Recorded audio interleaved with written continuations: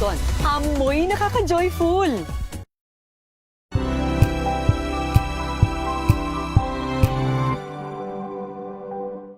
Alamin ang mga maiinit na isyung pambayan, mga balitang kailangan mong malaman, usapin sa pamahalaan, politika, ekonomiya at kabuhayan. Ito ang mga dapat mong malaman, pakialaman at pag-uusapan dahil kayo ang tinig ng mamamayan dito sa Damdaming Bayan.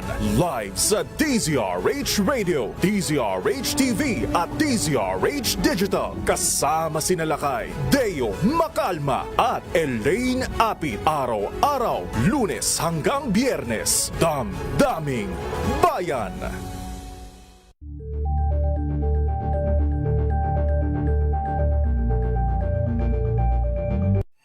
Mga balitang gigising sa inyong umaga. Mga balitang kailangan mong malaman. Mapapakinggan sa ACS Balita sa 2x2. Kasama sina Anthony Taberna at Jerry Baha. Lunes hanggang Biyernes.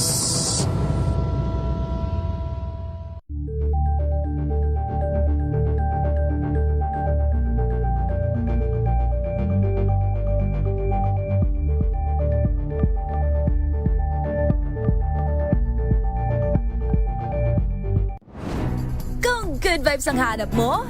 Dito ka na sa sigurado! Mula sa mga istoryang nagbibigay ng inspirasyon hanggang sa mga kwentong may dalang solusyon. Mga balitang pampagaan ang pakiramdam at pampaganda ng araw. Hindi lang ba sa good news, kundi the better news. Mula Lunes hanggang Biyernes, 1:00 ng tanghali sa DZRH TV.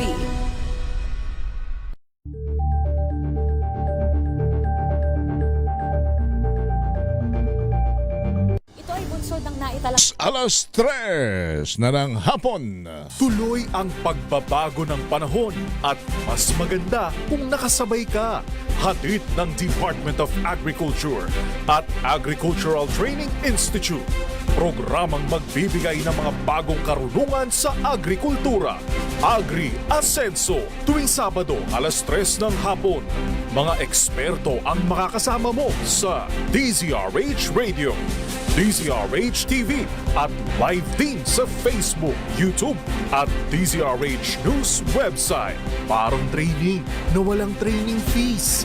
Kaya maging updated para tuloy ang Agri Ascenso. Alright. Naku, pagkabilis-bilis baga naman talaga ng araw. Parang kamakalawa lang kami ni Ma'am Nyet ay nagkukwentuhan tungkol sa healthy living through smart learning, ano ha? Ito na naman kami ni Ma'am Nyet. Tayo po ay muling matuto, ma-inspired sa mga kwento ng ating mga magsasaka at mga nasa sektor ng SMEs na ang negosyo po ay may kaugnayan sa agrikultura.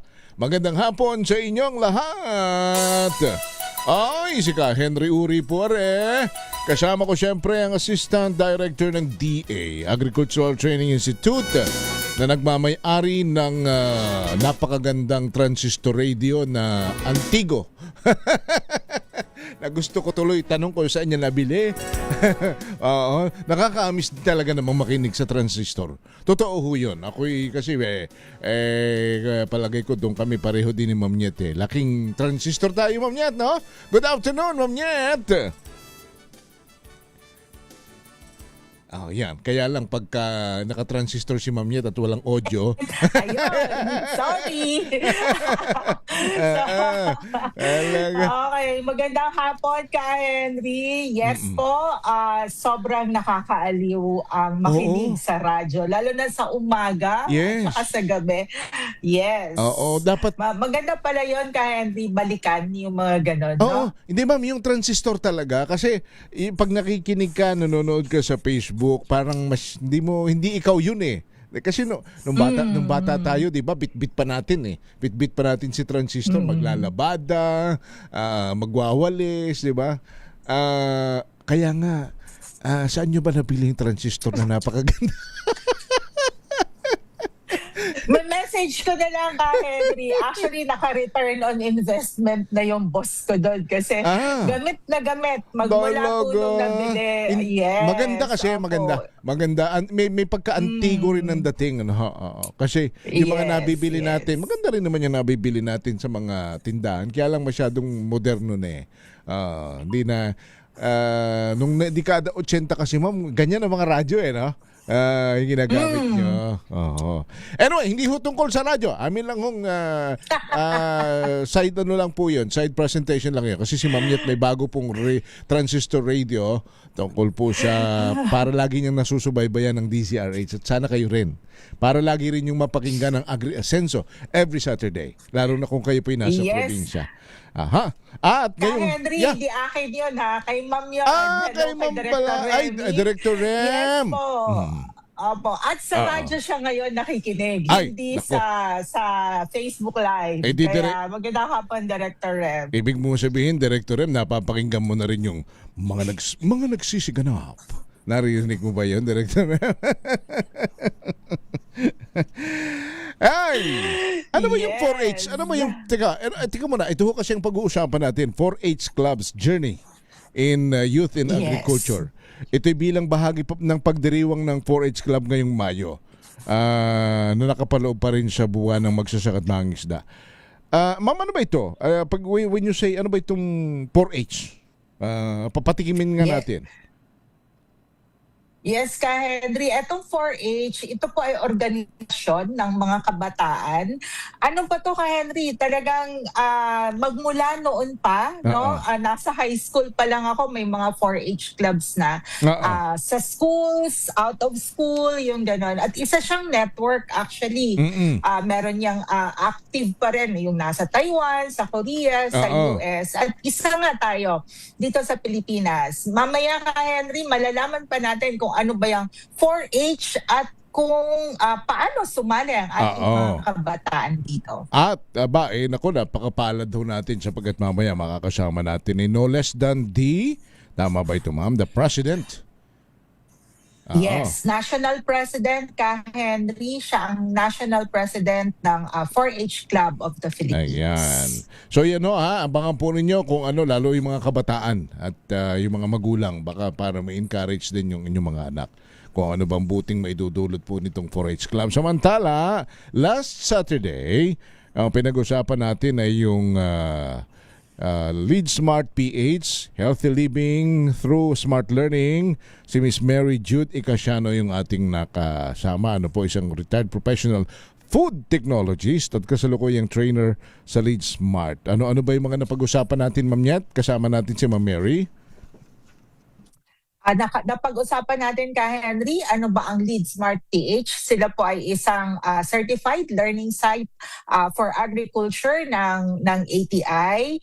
Organisasyon sila na nagbibigay ng food safety at food-related trainings para sa ating mga farmers. At of course, ang pag-usapan din natin ka Henry, ano ba yung food security? Hindi at nutrition. Very important yung nutrition dahil sabi nga, malaking hamon pa rin sa ating bansa ang malnutrition at food insecurity. So binigyan din na mahalagang may sapat, ligtas at nutritious na pagkain upang mapanatiling malusog ang bawat pamilya. Sipin ninyo, akala natin yung mga pagkain na ating kinakain, bibili ay safe. Ano po, may mga bagay na kailangan tayong maintindihan pala na mas may ikaliligtas pa. Mas may kailangan pang gawin para maging safe at nutritious, ano po. At yun ang napag-usapan natin. Kasi yung food chain, napakahalaga po nito.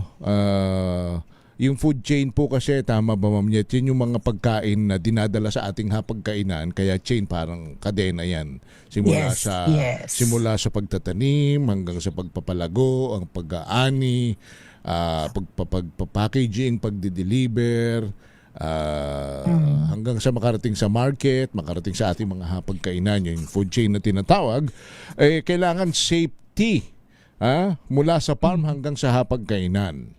Mula pag-aani, yung binabanggit nga natin, pagpoproseso, biyahe, pagbebenta, hanggang sa mailuto po ito. Yan yung kailangan na po. May wasto. The operative word is wasto o tamang food safety practices. Kasi may batas pala rito, ma'am eh. Tama ba?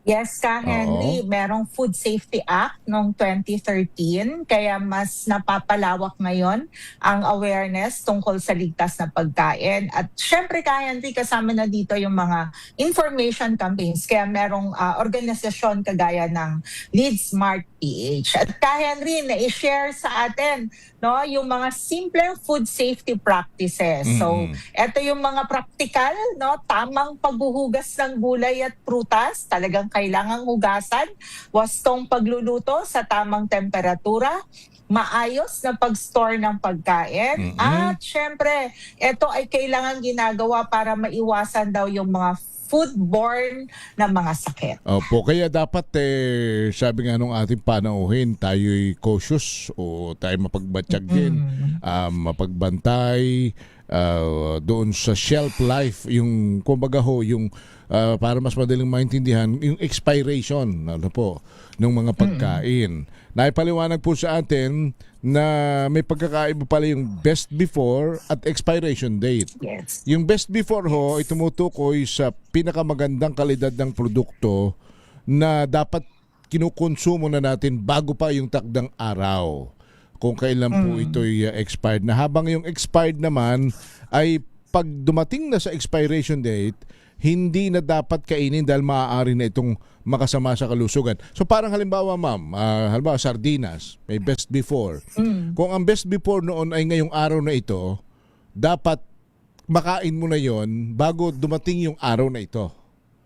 Kasi pag... Yes, Ka Henry. Yes. Kasi yun yung may pinakamagandang quality. Yan. Pero sabi nga po na resource person natin, pag best before ang nakalagay, pag lumagpas ka na doon sa best before, maaaring hindi na pareho ang lasa, yung ganon. Kaya yun yung kaibahan pag nakalagay best before at saka expiration date. Apo, kasi pag expired na talaga, ibig sabihin, sinasabi na nung produkto na wag na. Ano na ako? Naabot ko na yung pinakadulo nung best before, yung pinakadulo nung best before yung expiration na. Wag mo na akong gagalawin kasi baka malason ka na. Yan. At ano yung mga simpleng food safety practices, ma'am? Yung mga simple food practices, Ka Henry, na nabanggit na natin ito, yung mga tamang paghuhugas nabanggit na natin. At prutas, yun po yun. Yep. Opo. Pero may mga Henry, challenges, hamon sa modernong produksyon ng pagkain pala. Oo. Yung mga hamon, Ka Henry, ito yung mga GMOs, yung mabilisang food production at pagproseso na yung parang nagiging kultura na natin dahil nga mabilis, lalo na sa mga bayan o sa mga syudad. So, kailangan daw na balansehin ang innovation at kaligtasan ng pagkain upang matugunan ang pangangailangan ng populasyon. So, yun lang, Ka Henry, parang pwede pa naman, pwedeng kumain ng mga yung galing sa fast food, pero siguro yung hindi lagi-lagi, hindi na doon na nakasalalay yung kasi karamihan nga naman sa atin, lalo na pag nagmamadali ka, sige, bukas na lang ng delata, di man lang initin, yung ganon. So, pwede naman, kasi may nutrition pa din tayong nakukuha doon, yun nga lang, hindi dapat lagi-lagi na gano'n ang kinakain natin. Kasi kwan po yun, prone po sa sakit yung with all due respect sa mga products. Sila din naman sumasang-ayon na lahat ng sobra ay masama. Kanya dapat kung parang sinasabi ni ma'am, yung siguro once a week na fast food, okay yun. Kanya lang pag umaga, tanghali, hapon, araw-araw, teka muna, baka mangayaw na yung katawan mo. Magtabuan ka naman ng mga sakit. Ang kagandahan, may mga libreng trainings para sa farmers at SMEs. Yun pong binabanggit nating si Ma'am Mary, kagaya po nung kung paano maiwasan yung mga food-borne illnesses, Malalaman natin kung paano po yung tamang handling. Matuturuan po yung ating mga kababayan sa tamang food safety practices. Tayong lahat may responsibility. Sabi nga ni Ma'am, nung ating panauhin, napakahalaga po lalo ng farmers participation sa pagpuproseso. Pero alam niyo, Ma'am, parang kung titingnan naman natin, laging nasa bahay ang ang pag-iingat. No, nasa bahay. Yes. Kasi siyempre yung mga magsasaka naman hindi naman magbibigay sa atin ng ng mga pagkaing may lason. 'Di ba? At yung mga nagpapakete, hindi rin naman ipapakete nun sa mga may lason. Yung mga tindahan. Kaya lang bilang tayo sa tahanan, doon tayo dapat mamaingat. Doon tayo dapat metikuloso kahit pa ba sabihin ang ganda ng packaging.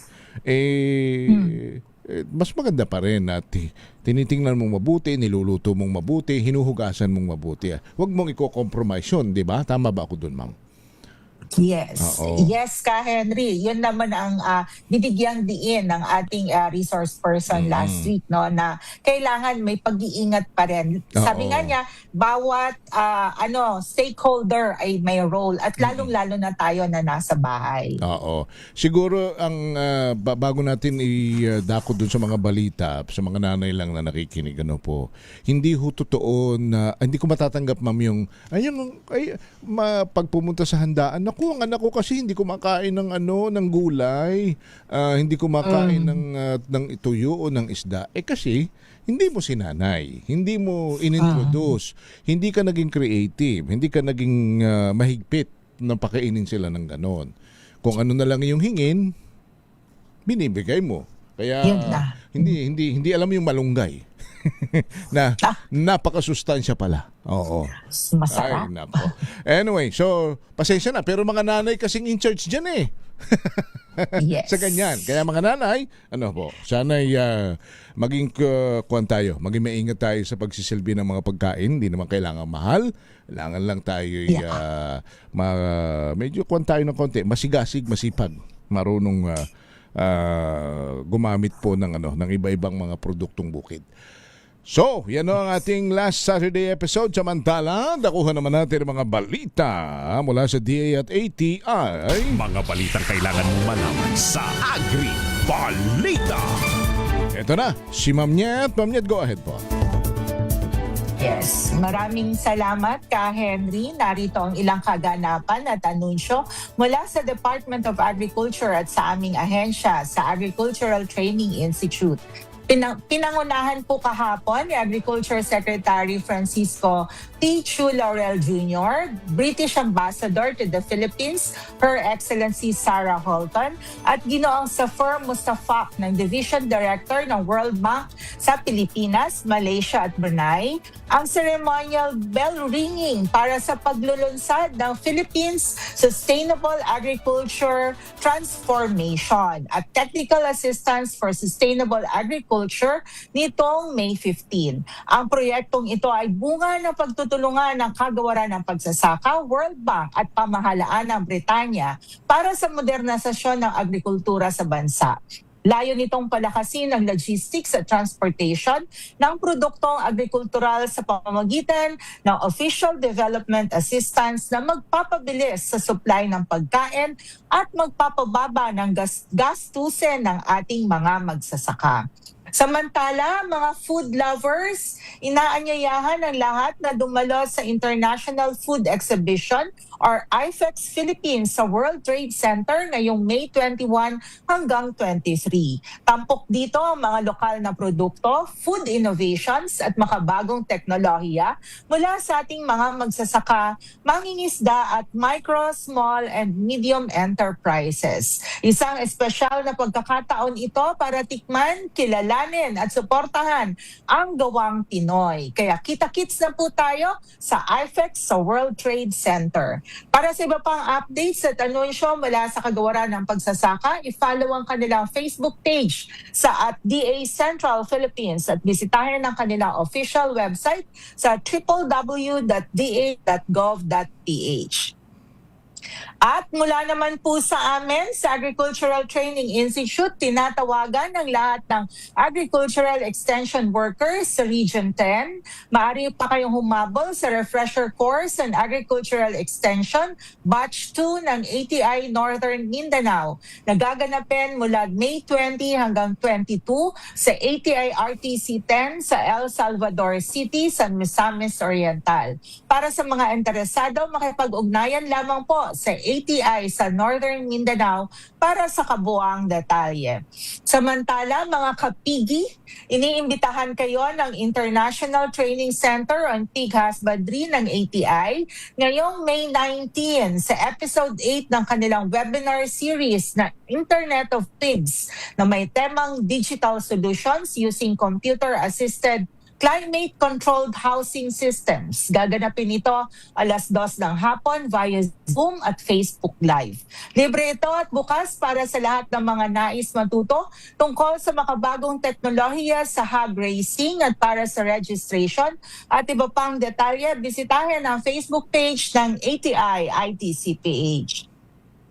Abangan ang iba pang mga announcements mula sa amin sa ATI. Follow kami sa aming social media pages at ATI Interactive sa Facebook, sa X, sa Instagram at TikTok.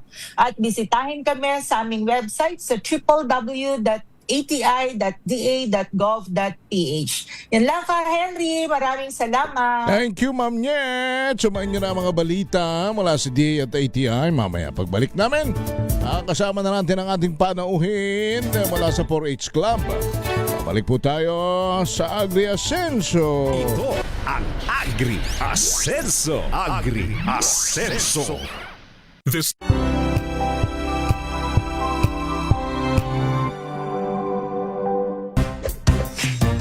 Ang galing-galing mo, Smart dishwashing paste ko, pritong ulam na masebo, plato ng kaldero, tanggaling for everyday. Ganyan pag smart ang dishwashing paste. May double tanggaling formula. Tanggal ang sebo, tanggal ang bakterya. Pahit para walang bahid, linis fantastic sa metal at plastic, number 1 ko to. Tanggaling-galing mo, Smart dishwashing paste. ACS. Sa lahat ng bagay, simula pa lang, siguraduhing max protection na. Kasi pag kulang ang proteksyon, baka madaling masira. Sa ngipin, dapat may max protection din. Max sa alaga ng unique toothpaste. With Max Protect Formula, help stop cavities before they start, while keeping breath fresh. Try unique maximum fluoride protection. Para max alaga, max protektado. ACS. Wow, ang saya. Isang barangay na labada, puro mancha pa. Goodbye, pahinga. Mommy, isang laba lang yan sa Pride Bar Blue. May powerful stain-away enzymes na malupit sa dunit mancha. At di masakit sa kamay. Isang laba lang yan. Hello, pahinga. Hello, Pride Bar Blue. ACS. Maulan man, no worries na amoy kulong ang damit. Charm, Fabcon, bangong kumakabloom, tanggal amoy kulong sa bango ng Charm. Kaya gamit ko, Charm Fabcon with Bloom Fresh Technology. Kills 99.9% of kulob-causing bacteria. May aroma burst pa of thousands of flowers and berries. Ang sampay sa loob, no amoy kulob. Bangong kumakabloom sa Charm. Charm Fabcon. ACS. May nagbago. May arte. May budget. Akala nyo lang yon. So solid. White Rose Papaya. Wow, White Rose. White Rose Papaya. Wow, White Rose. White Rose Papaya. May glow up with the White Rose Papaya. White Rose Papaya. May puti power times 2 kasi may papaya at niacinamide. May shea butter and tea tree oil pa. Kutis sulit ang glow up. Glow up with the White Rose Papaya. White Rose Papaya. Kutis sulit ang glow up. ACS. Tinesting, sinuri, siniyasan. Ang resulta? Super effective ang Shield sa pagpatay ng bakterya at virus. Shield Antibacterial Soap. Believe ang mga eksperto sa Philippine Nurses Association. At si Mami. Tiwala ako sa Shield. Shield Antibacterial Soap. Napatunayang mabisa. Ang mga nurse, tiwala. Jiggy Manikad po. Bilang isang broadcaster, mahalaga sa akin ang tamang impormasyon. Sa lahat ng bagay, kahit sa food supplement, mapanuri ako.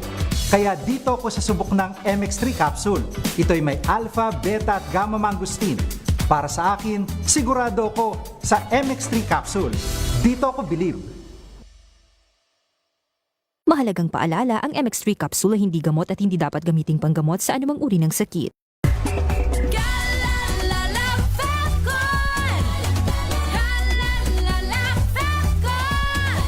Ang bango ng sampayan, tara na magsayawan! Calefacton, amoy nakaka-joyful!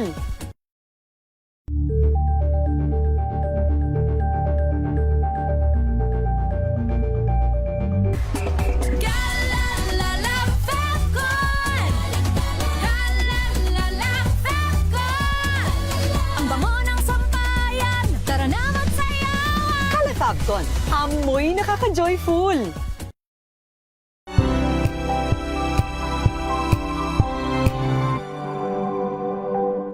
Hello, Washi! Laundry day na naman! Yay! Anong meron? Mancha ng chocolate, putik, may libag pa!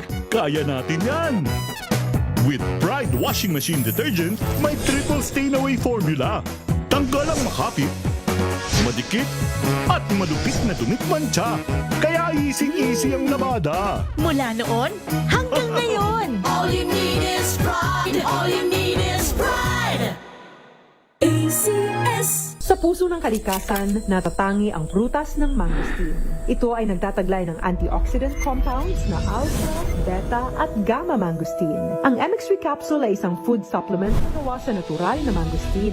Ito ay tested and proven to help avoid knee joint pain discomfort para iwas-iwas sa sakit with long-term supplementation 2 capsules daily. MX3 capsule, tunay, natural at original. Mahalagang paalala, ang MX3 capsule ay hindi gamot at hindi dapat gamiting panggamot sa anumang uri ng sakit.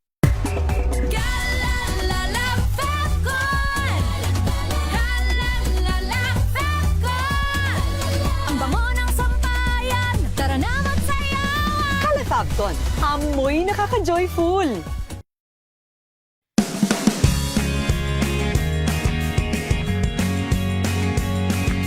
Now we are unboxing MX3 coffee.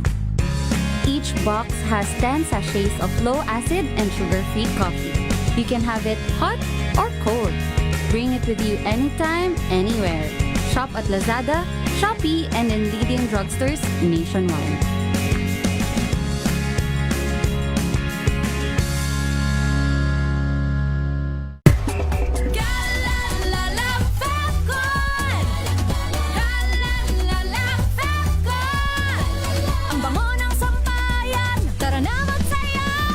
Calefacton, amoy nakaka-joyful!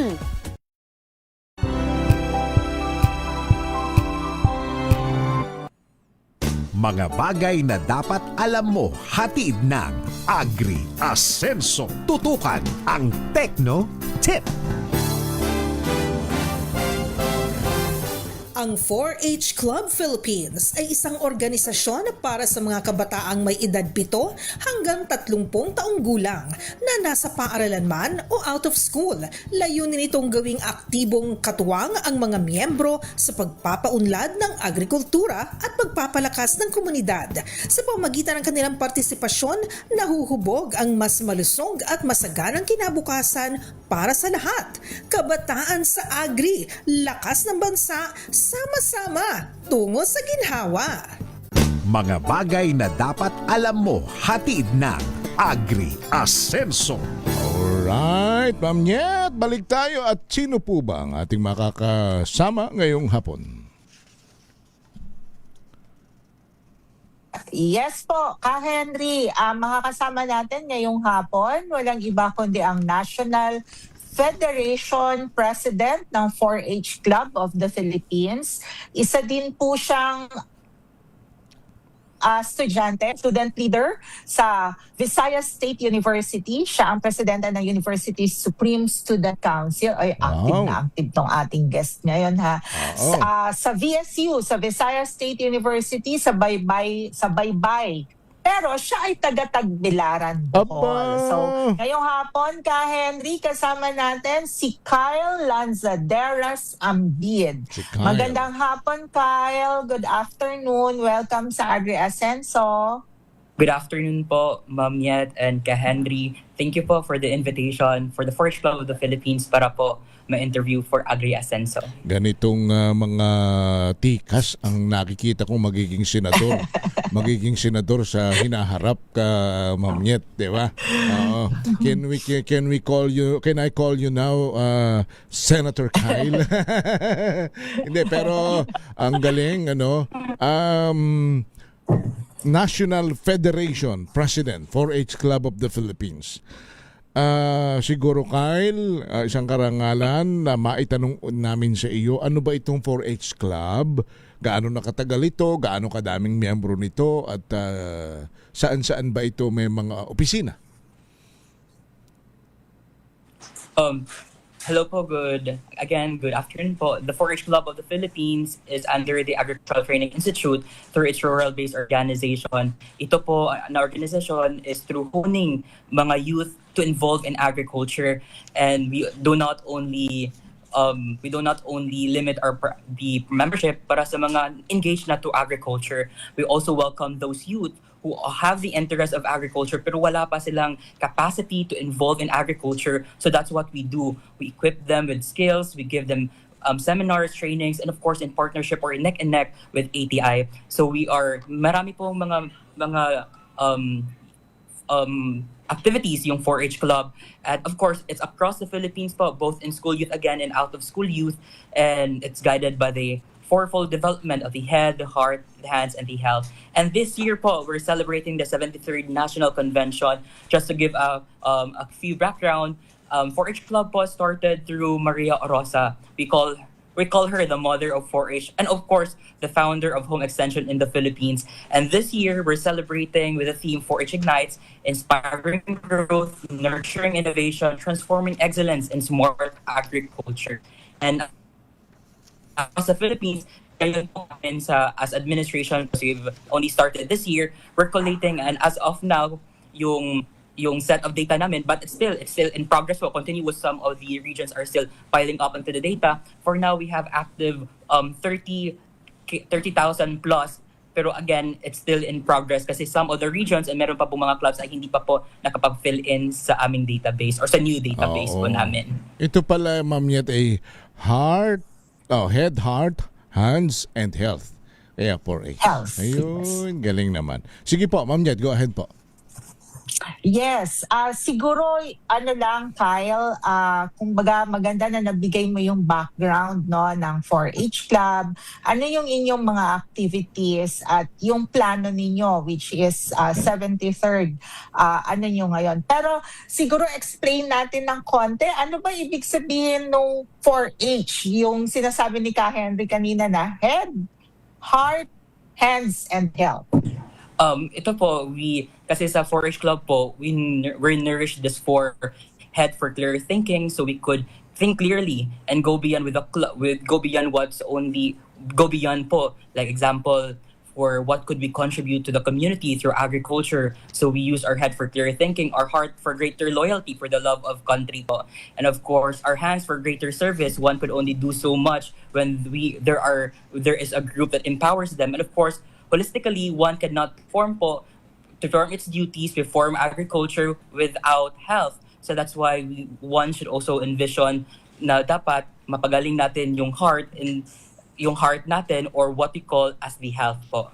So that's the beat po of us to do more and contribute to nation building when we have this 4 equipped and ready for sailing po.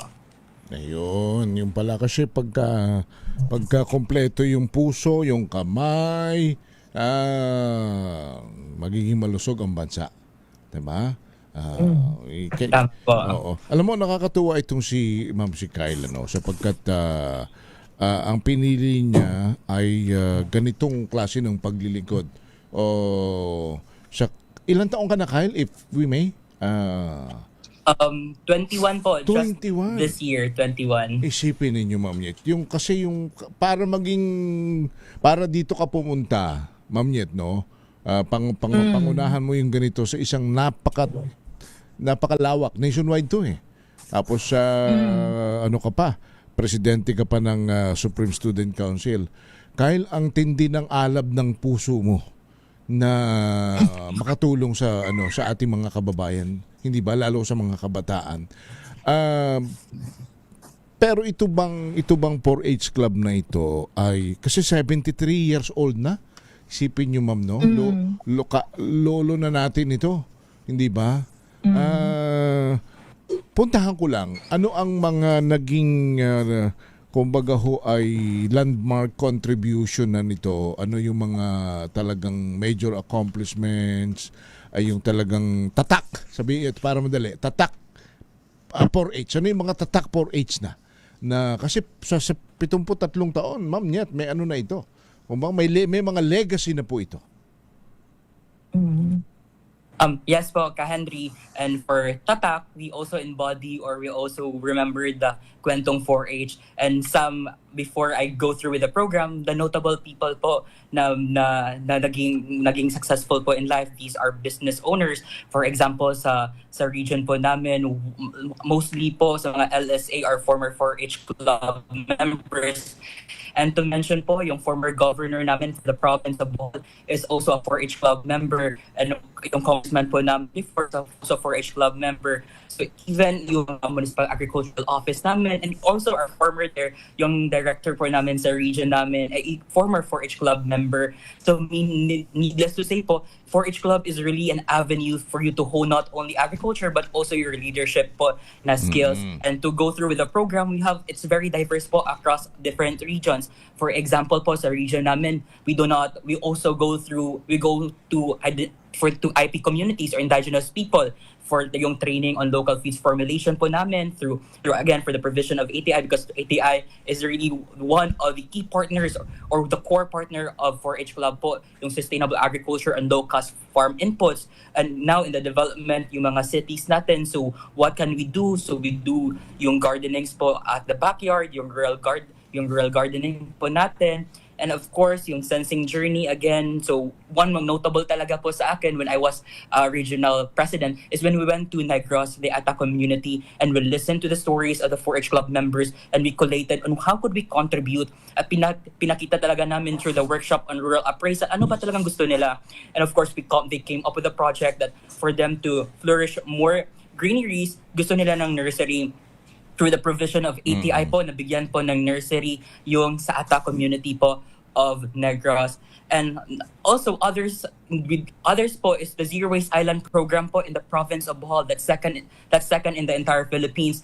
4-H Club is one of the implemented or the core partner of that program. Doon po namin pinakita na dapat yung biodegradable waste should not be sent into landfills. Rather, dapat magamit po nila sa kanilang own communal gardens. And of course, other than that, marami pong napanalunan yung mga 4-H club members across Philippines on Villar Sipag Awards on poverty eradication. And sa province po namin, we have 3. And for 3 years also, may nananalo talaga for agriculture. Yung mga Gawad Saka, even my former school po in Bohol is a recipient of the Gawad Saka Award, to which I was able to also help during yung sa screening, yung sa pag-implement ng project po namin.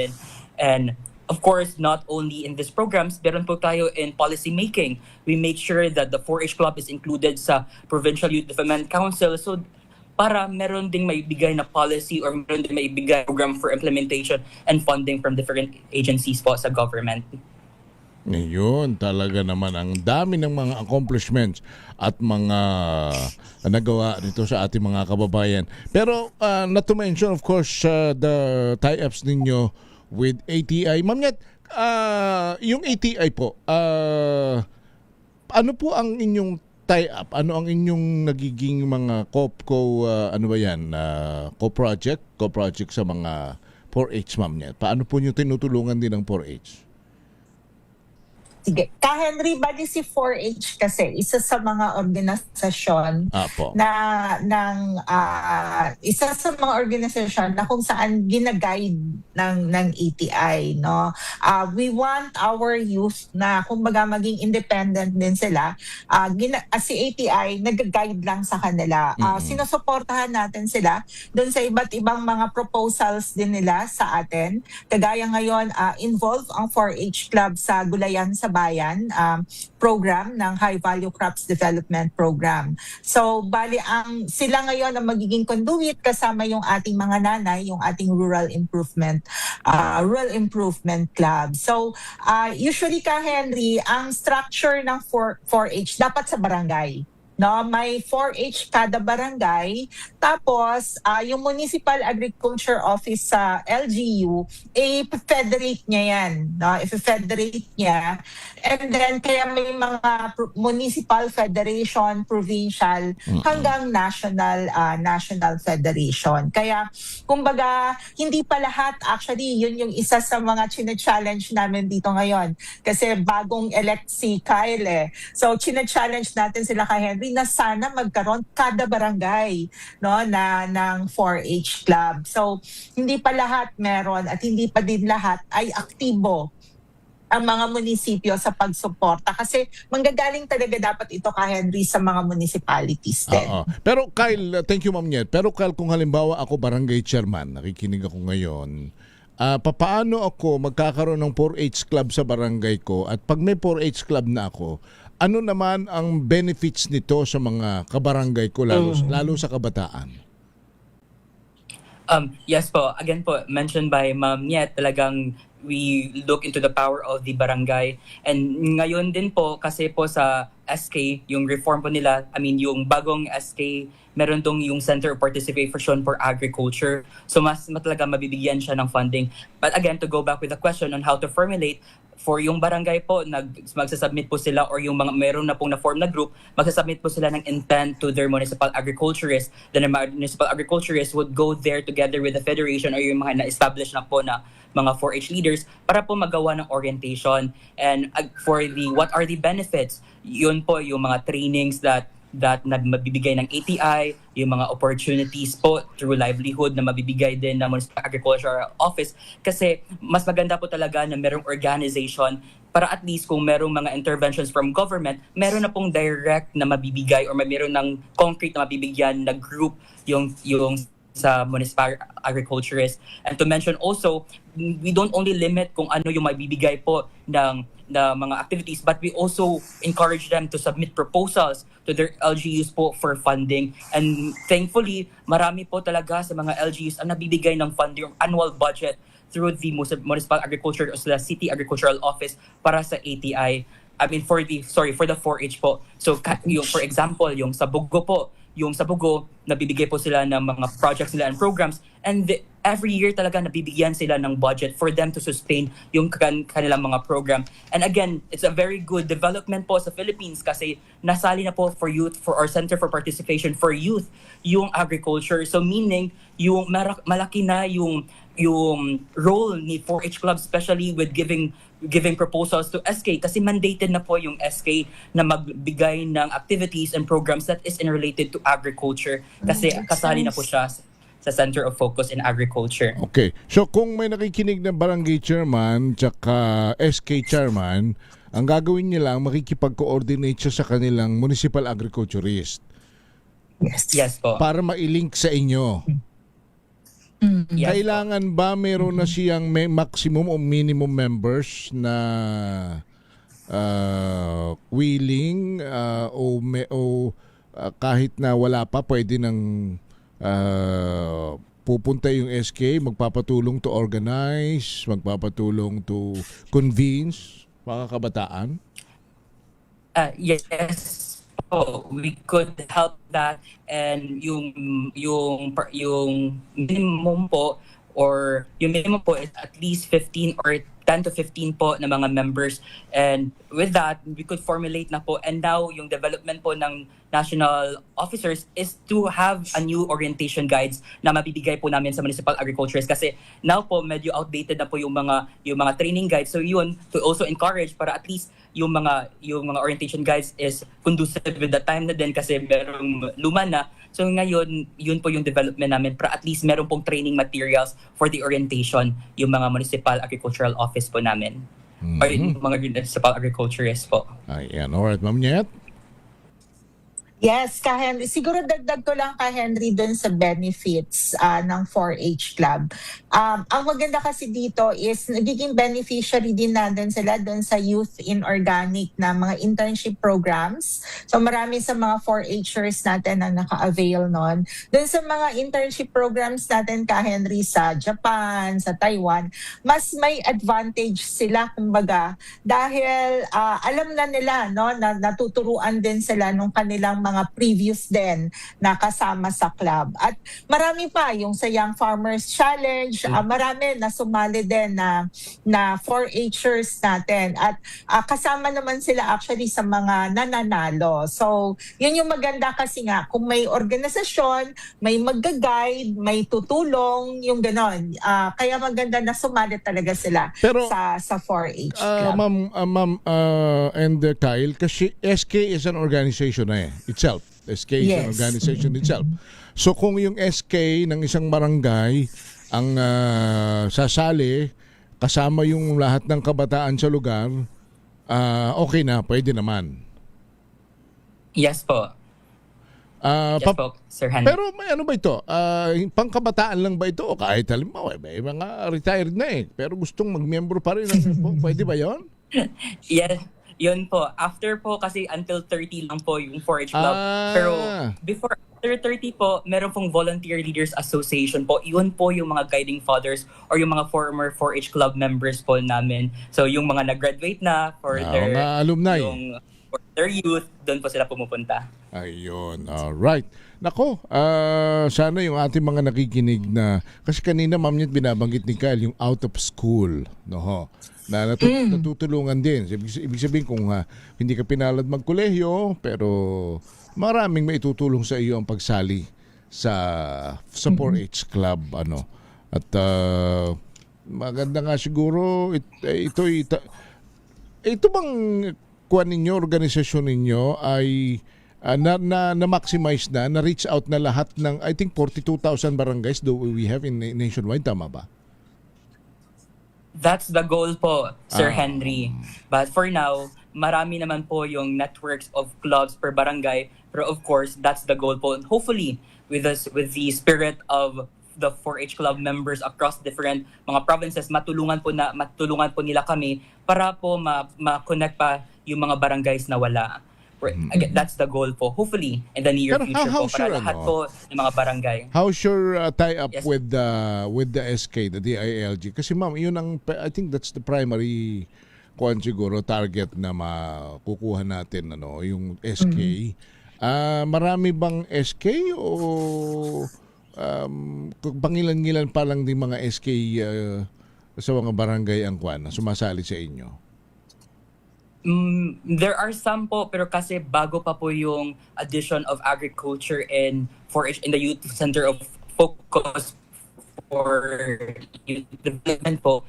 Kaya ngayon po, we're working hopefully this year na makapag-send po kami for the LG para po talaga mabigyan po ng action yung talagang yung recipient talaga ng programs are those really engaged in agriculture rather than para at least there will be equal setting or footing po yung pag-distribute ng funds for SK.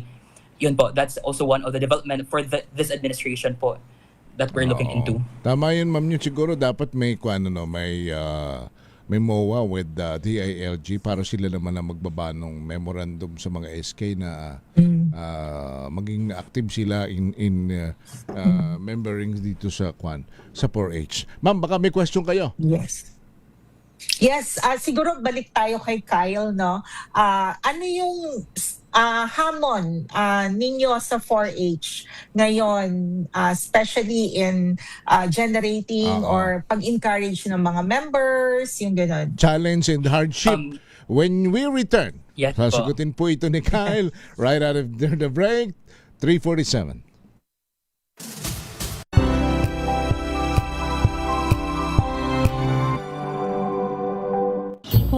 Ang saya. Isang barangay na labada? Puro mancha pa. Goodbye, pahinga. Mommy, isang laba lang yan sa Pride Bar Blue. May powerful stain-away enzymes na malupit sa dunit mansya.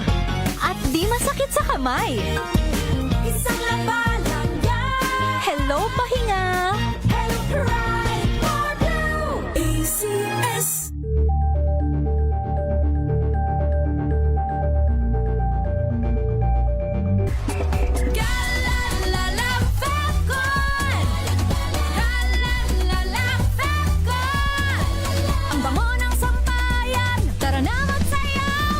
Calefacton, amoy nakaka-joyful.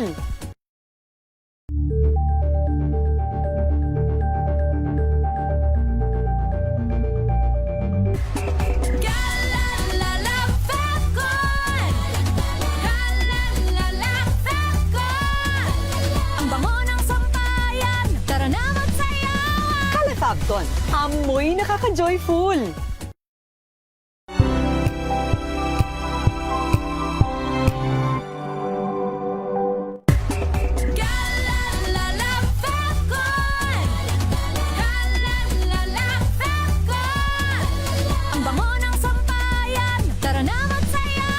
Calefacton, amoy nakaka-joyful.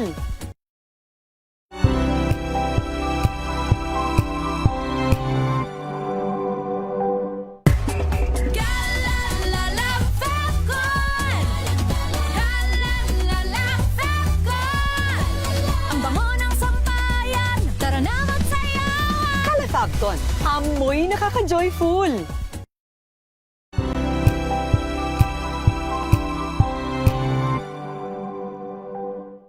Maagang balitaan, maagang usapan sa mga issue at balita. Kasama si Kuya Angelo Palmones sa Magandang Umaga Pilipinas. Mula Lunes hanggang Biyernes.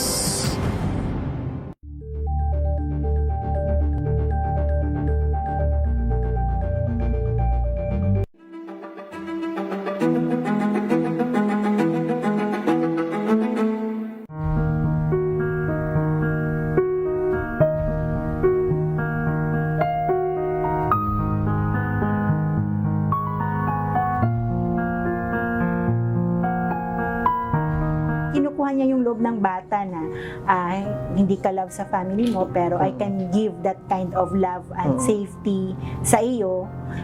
Naniwala yung bata.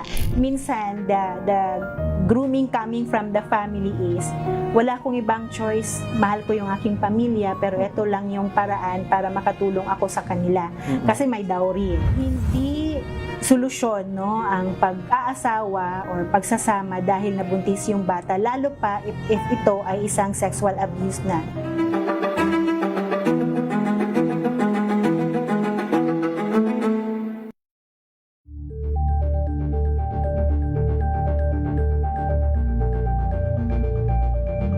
We've got you covered. From the hottest hits, exclusive interviews, kilig to the bones fan meet experience, and hataw performances of your favorite stars. Saturdays, 12 noon, dito lang sa DZRH TV.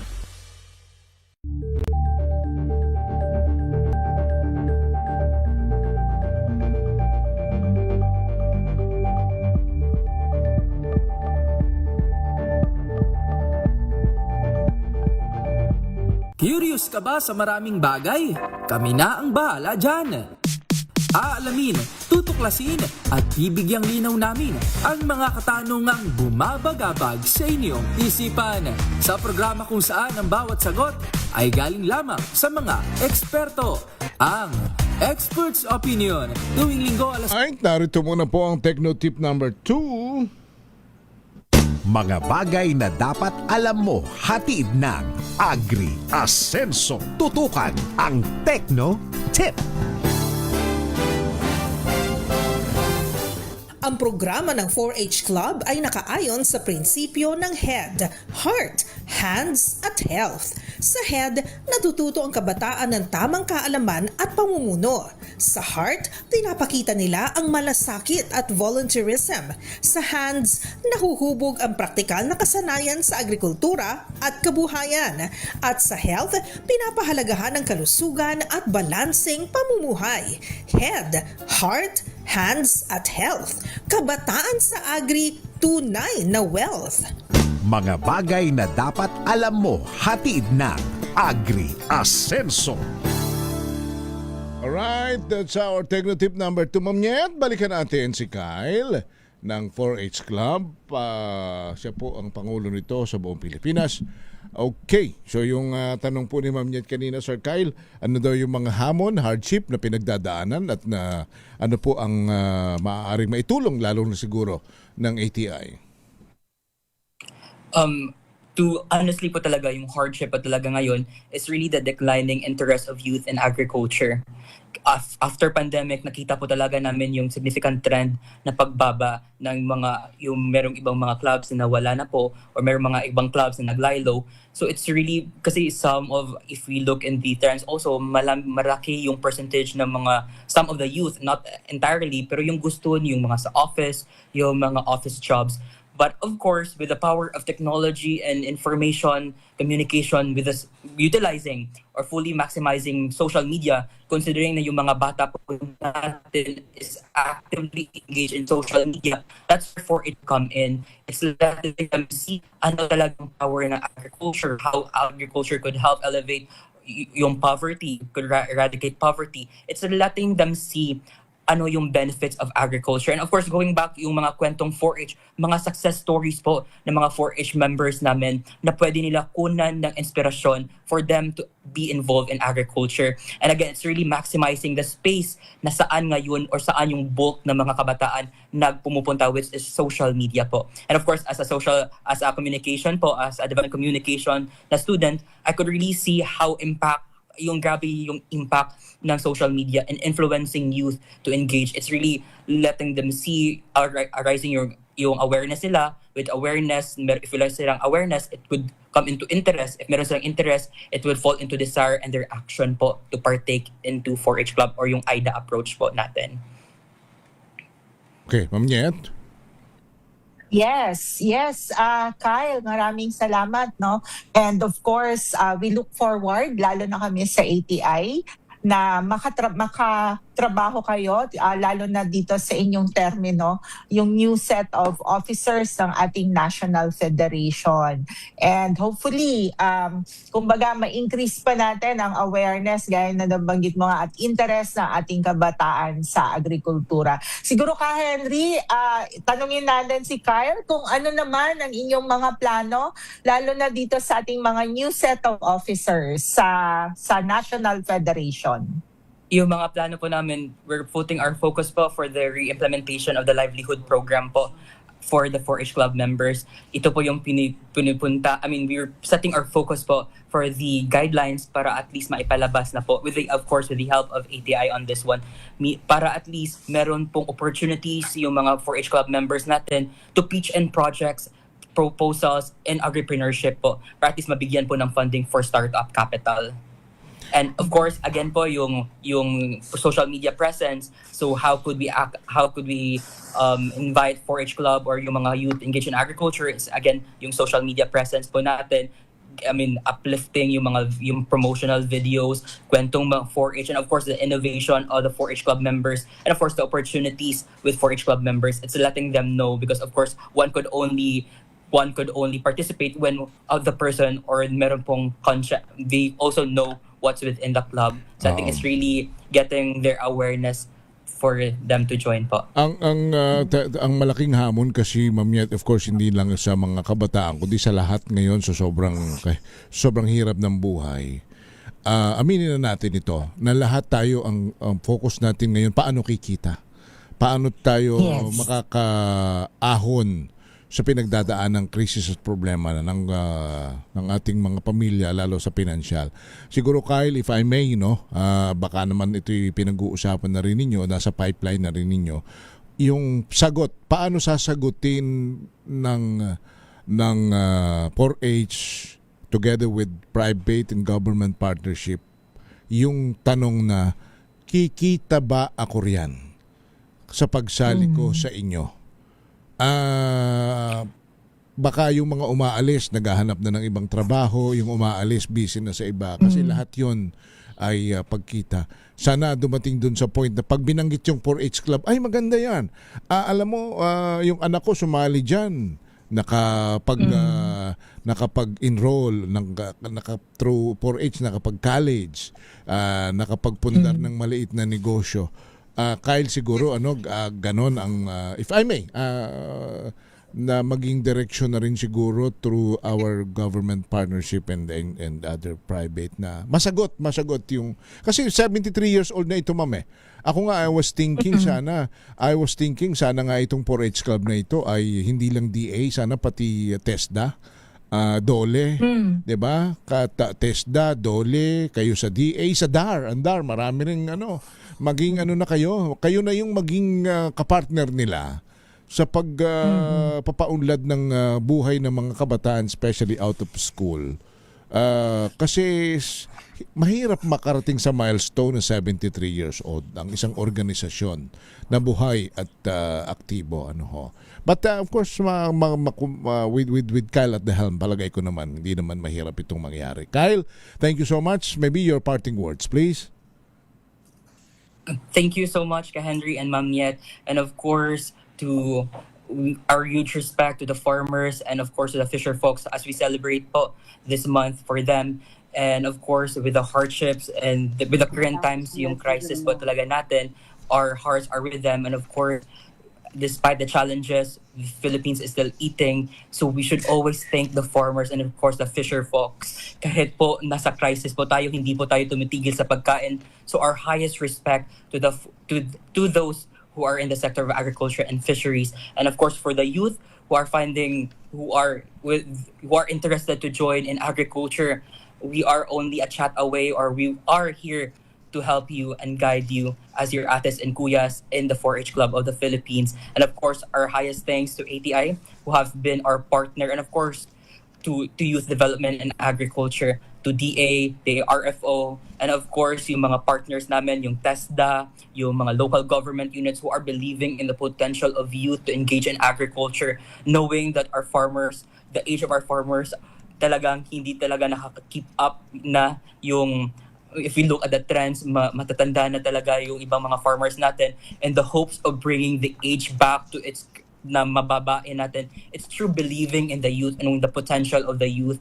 And of course, one could only prosper if meron ding resources. So again, we thank everyone who have been there with 4-H Club across the 73 years of its existence.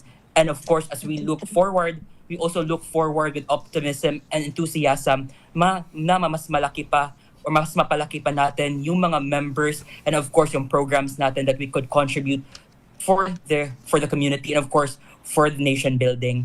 And again, thank you so much for the opportunity for inviting 4-H Club to share its story or kwentong 4-H across the Philippines. Thank you so much. Siguro Kyle, madami na naman din ito. 73 years old na, bubulungan na kita. Kyle, baka pwedeng isali mo na sa party list ito. Maganda ang layo niya. Hindi, totoo yun. Birong totoo ito, Kyle. Diretsahan. You need funds. Ang kailangan ninyo sa ganda at sa lalim na ng inyong nasimulan. Pondo lang ito eh. Sa tibay ng puso ninyo, sa ganda ng layunin ninyo, hindi kayo tatakbo ng walang maayos na funding. Pero kung kayo may maayos na funding sa apoy sa dibdib ninyo, imagine, Ma'am Niet, he's 21 years old and he's administering a nationwide organizations, a 73 years old organization. Hindi biro yon. Kaya Kyle, kaysa naman, kaysa naman mawalang galang na buboto ako sa iba, sa 4-H Club na ako. party list. 4H Yes. Club party list. Kyle, salamat. Thank you. Thank you po, Hindi Ka-Henry. malayo, Ka-Henry. Salamat, Pwedeng Kyle. maging Ah. Yan. Maraming salamat, Kyle. Ano na kayo sa inyong mga alumni? Fan sourcing, biglang gano'n eh, no? Salamat, Kyle. Lanzarderas Ambit, National po, Federation President ng 4H Club of the Thank you. Philippines. President ng University Supreme Student Council din ng Visayas State University, Baybay Campus. Hindi naman ho namin ginagamit na political avenue po ito. Kaya lang ho kasi sa ganitong pagkakataon na kita ko kasi yung alab, ma'am, sa mata, sa puso ni Kyle na gusto niyang ibalik yung kinang ng 4H nung mga una pang panahon.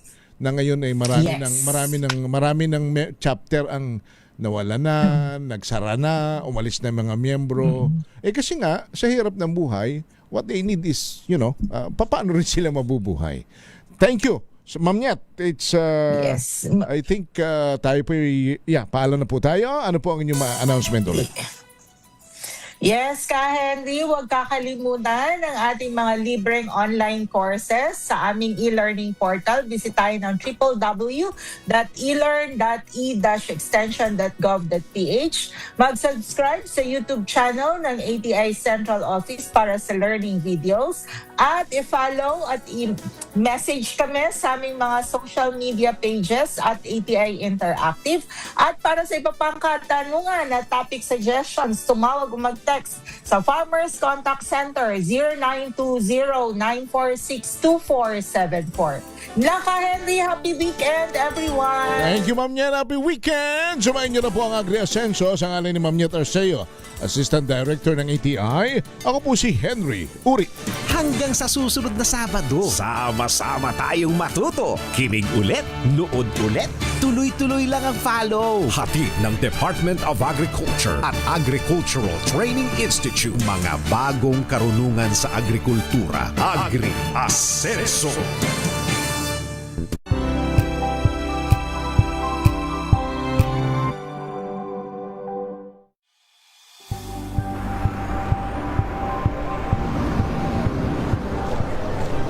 Rin ang ating mga eksperto.